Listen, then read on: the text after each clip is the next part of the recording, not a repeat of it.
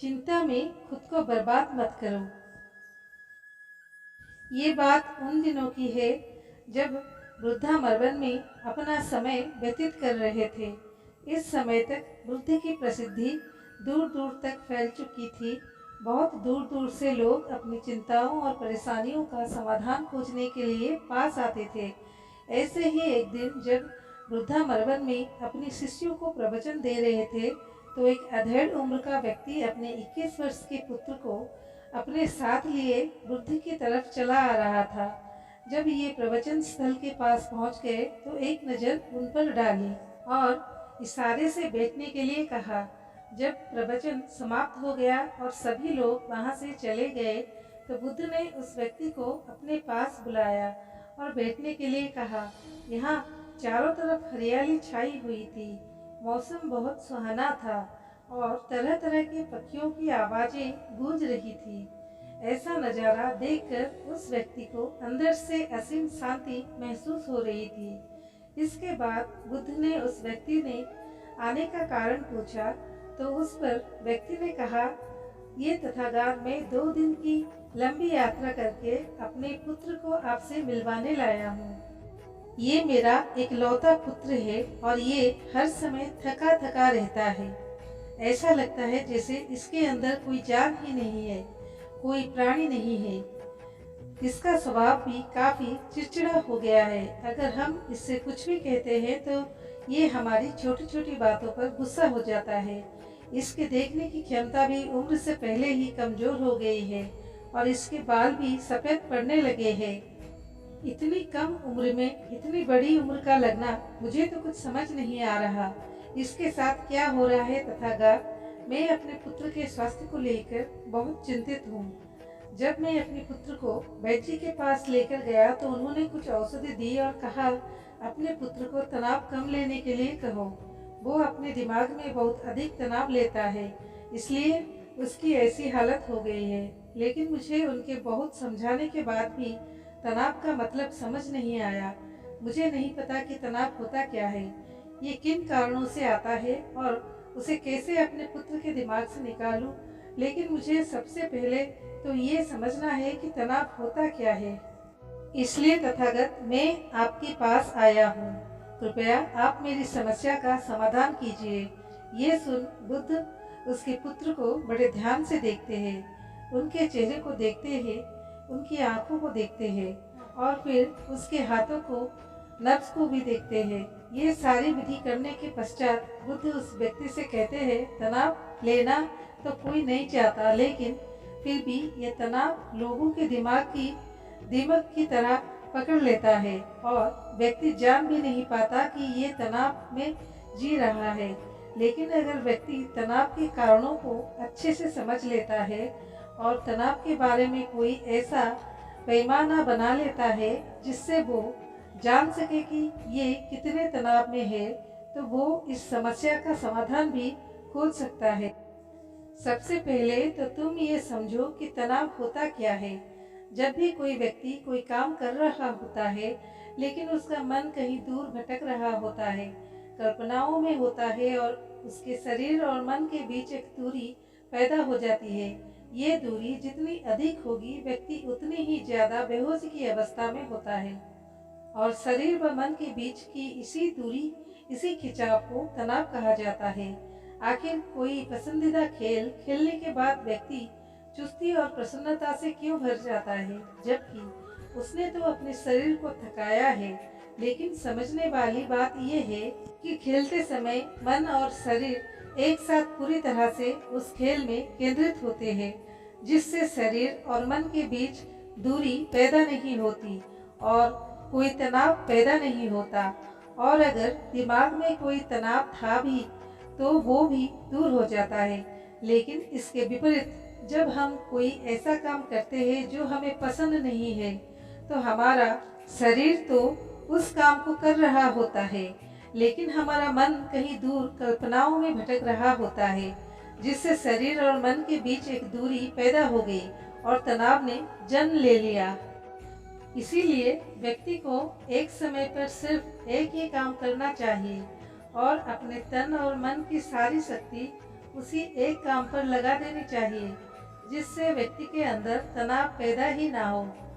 इसके बाद बुद्ध ने कहा, तनाव पैदा होने के मुख्य 8 कारण होते हैं और जिसने इन कारणों को समझ लिया वो जीवन भर तनाव मुक्त रह सकता है। मुख्य कारणों में सबसे पहला कारण है अति महत्वाकांक्षी होना। महत्वाकांक्षी होना अच्छी बात है, लेकिन क्या कभी आपने इस बात पर ध्यान दिया है कि इंसान के लक्ष्य कभी पूरी ही नहीं होते।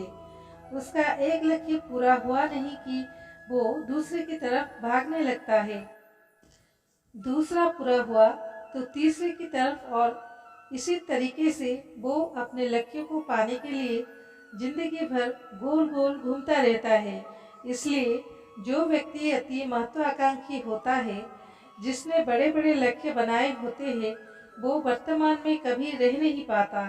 उसका मन सदैव भविष्य की योजनाएं बनाने में ही व्यस्त रहता है। उसका शरीर तो वर्तमान में रहता है, लेकिन भविष्य में ही रहता है, जिससे मन और शरीर के बीच दूरी पैदा हो जाती है और वो तनाव भरी जिंदगी जीने लगता है। बुद्ध के मुंह से ये बात सुन उस लड़के ने कहा, बुद्ध, तो फिर इसका मतलब है कि हमें लक्ष्य नहीं बनानी चाहिए, क्योंकि लक्ष्य बनाना भी तो महत्वाकांक्षी ही है। इस पर बुद्ध ने कहा, जीवन में लक्ष्य बनाना कोई गलत बात नहीं है, लेकिन समस्या तब उत्पन्न होती है जब वो अपना पूरा ध्यान उस लक्ष्य से मिलने वाले परिणाम पर ही लगा देते हैं और उसके परिणाम की चिंता करते रहते हैं। व्यक्ति को वर्तमान में जीना आना चाहिए।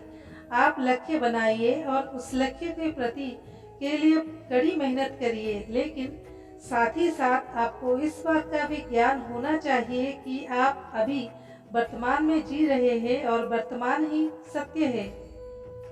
बुद्ध ने आगे कहा, तनाव का दूसरा सबसे बड़ा कारण है ईर्ष्या। जब व्यक्ति ईर्ष्या और जलन से भर जाता है तो उसका मन अंदर से सड़ने लगता है। ईर्ष्या एक आंतरिक घाव है। आंतरिक घाव यानी मन का घाव। व्यक्ति के शरीर का घाव तो भर सकता है, लेकिन मन का घाव कभी नहीं भर सकता। इसलिए व्यक्ति को दूसरों की खुशी और तरक्की से कभी ईर्ष्या नहीं करनी चाहिए, क्योंकि तनाव का कारण है। इसके बाद बुद्ध ने तनाव का अगला कारण बताते हुए कहा कि अरुचिपूर्ण काम करने से भी मन में तनाव पैदा होता है। जो काम करना हमें पसंद ही नहीं है, जिस काम में हमारी रुचि ही नहीं है, उस काम में हमारा मन लग ही नहीं पाएगा। हमारा शरीर तो वहीं बैठा रहेगा, लेकिन हमारा मन कल्पनाओं की उड़ान भरेगा, जिससे शरीर और मन के बीच दूरी पैदा हो जाती है और व्यक्ति तनावग्रस्त हो जाता है। इसलिए इंसान को हमेशा अपनी रुचि के अनुसार ही कार्य करनी चाहिए। अगर व्यक्ति ने ये पता कर लिया कि उसे कौन सा काम करना पसंद है और वो उसी काम को अपने जीवन का लक्ष्य बना लेता है, तो फिर वो काम उसके लिए काम नहीं बल्कि खेल बन जाता है। फिर बुद्ध ने कहा, तनाव का चौथा कारण होता है किसी दूसरे से इच्छा रखना। बुद्ध ने उस व्यक्ति की ओर इशारा करते हुए कहा, एक पिता होने के नाते तुम्हारी अपने पुत्र से बहुत सी अपेक्षाएं होंगी कि तुम्हारा पुत्र एक बहुत ही कामयाब इंसान बने, तुम्हारा नाम रोशन करे, जैसा तुम चाहते हो उस तरह का जीवन जिए, तुम्हारी हर बात माने। लेकिन क्या आज तक कभी किसी की सारी अपेक्षाएं पूरी हुई है? जब भी कोई व्यक्ति किसी दूसरे से कोई अपेक्षा रखने लगता है तो वो अनजाने में अपने लिए तनाव पैदा करने लगता है। जरा सोचो कि अगर तुम्हारा बेटा तुम्हारे अनुसार काम नहीं कर रहा और वो नहीं बन पा रहा जो तुम उसे बनाना चाहते हो, तो निश्चित रूप से तुम्हारे दिमाग को तनाव पकड़ लेगा। तुम तनाव से भरा जीवन जीना शुरू कर दोगे और इस तनाव के बस में आकर तुम ऐसा व्यवहार करोगे, ऐसी बातें करोगे कि तुम्हारा अपने पुत्र के साथ संबंध और भी खराब होता चला जाएगा। इसलिए व्यक्ति को जितना हो सके उतनी कम अपेक्षाएं दूसरों से रखनी चाहिए और अगर पूरी तरह से तनाव मुक्त रहना है तो दूसरों से अपेक्षा रखना ही बंद कर दो। इसके बाद बुद्ध ने कहा कि शारीरिक कष्ट भी इंसान के तनाव का एक कारण होता है। जब व्यक्ति किसी शारीरिक पीड़ा से गुजर रहा होता है तो उसका पूरा ध्यान बस अपने उस शारीरिक दर्द पर होता है और वो पूरे दिन बस उसी के बारे में सोचता रहता है, जिससे उसका मन दुख के विचारों से भर जाता है और ऐसी स्थिति में व्यक्ति तनावग्रस्त रहने लगता है। ये सुन उस व्यक्ति ने कहा कि हे बुद्ध, शारीरिक दुख तो किसी भी व्यक्ति को हो सकता है, तो फिर क्या हुआ, व्यक्ति जीवन भर तनाव में ही जिएगा। इसका जवाब देते हुए बुद्ध ने कहा कि इंसान को ये बात समझनी चाहिए कि हमारा जीवन दुखों का आधार है। जैसे जैसे हमारा जीवन आगे बढ़ता है, इसमें दुख आते हैं, बीमारियां आती है और फिर अंत में मृत्यु भी आती है। तो बीमारियां इंसान के जीवन का अभिन्न अंग है, कोई इनसे बच नहीं सकता। बस किसी किसी के जीवन में ये समय से पहले आ जाती है, तो किसी के बाद में पढ़ाती सबक सबको है।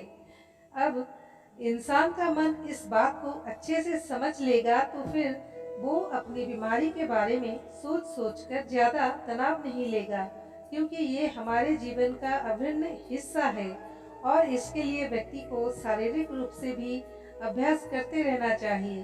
अपने जीवन में व्यायाम और स्वस्थ जीवन शैली को भी जगह देनी चाहिए, ताकि उसका शरीर लंबे समय तक निरोगी रहकर सही से काम कर सके। तनाव का अगला कारण होता है अपनी योजनाओं को समझने के लिए समय न देना। कुछ लोगों के दिमाग में कोई विचार आया नहीं कि वो बिना सोचे समझे उस पर काम करना शुरू कर देते हैं और जब उस काम में उन्हें असफलता मिलती है तो वो तनाव से भर जाते हैं, क्योंकि उन्होंने उस काम को शुरू करने से पहले उसके बारे में पूरी जानकारी इकट्ठा नहीं की थी।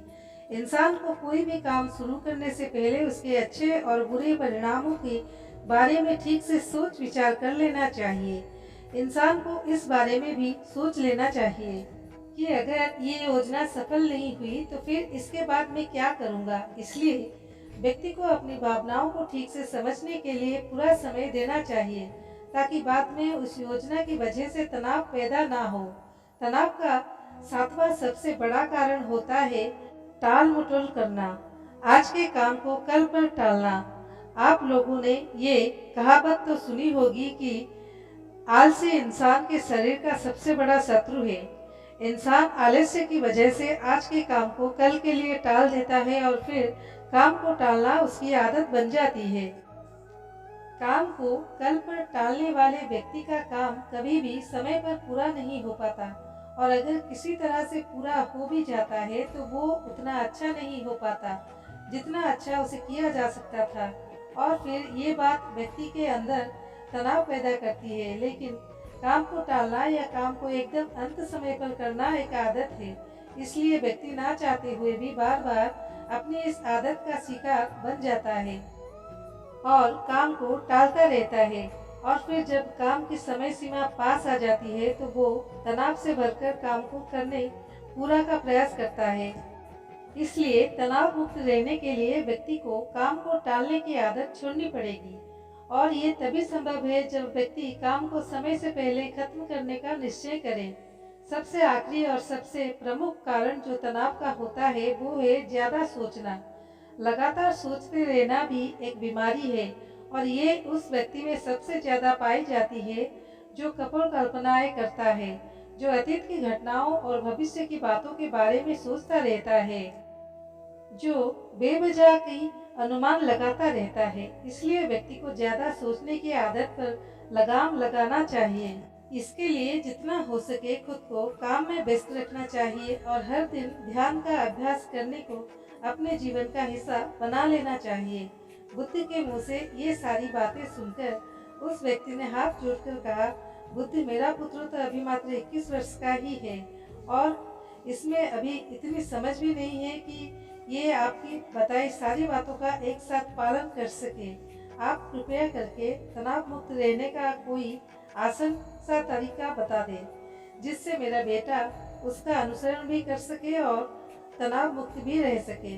उस व्यक्ति की ये प्रार्थना सुन बुद्ध ने कुछ सोचते हुए जवाब दिया, अगर तुम इतनी सारी बातों का पालन नहीं कर सकते तो इसके लिए एक बहुत ही आसान विधि है। तुम एक बार में एक काम को करने पर ध्यान लगाओ।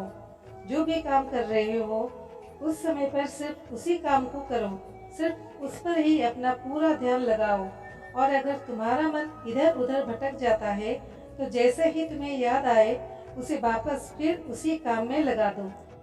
ये सबसे आसान और अच्छा तरीका है तनाव मुक्त रहने का। जब तुम भोजन करो तो उस समय सिर्फ भोजन ही करो, उसके पूरे स्वाद का आनंद लो, उसे अनुभव करो। जब चलो तो अपना पूरा ध्यान सिर्फ चलने लगा दो।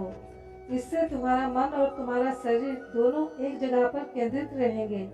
दोनों के बीच दूरी पैदा नहीं होगी, जो कि तनाव का मुख्य कारण होती है। दोस्तों, आज का युवा पीढ़ी एक ही समय पर दो दो तीन तीन काम करने की आदी हो चुकी है। जैसे फोन पर बातें करते हुए गाड़ी चलाना, खाना खाते हुए टीवी देखना या फिर फोन चलाना। और फिर इनकी शिकायत रहती है कि मैं तनाव में जी रहा हूँ, मेरा मन शांत नहीं रहता है, मैं चिड़चिड़ा सा हो गया हूँ। जब कोई व्यक्ति एक ही समय पर तीन तीन काम करेगा तो तनाव पैदा होना तो स्वाभाविक है, क्योंकि दिमाग तो एक समय पर पूरा ध्यान लगाकर सिर्फ एक ही काम कर सकता है। पूर्ण रूप से एक ही समय पर दो काम पर ध्यान कभी नहीं लगा सकता। इसलिए जहाँ तक संभव हो सके एक समय पर सिर्फ एक ही काम करने का प्रयास करें, वो भी पूरे ध्यान के साथ। दोस्तों, आशा करता हूँ कि आज की इस स्टोरी से आपको काफ़ी कुछ सीखने को मिला होगा। धन्यवाद।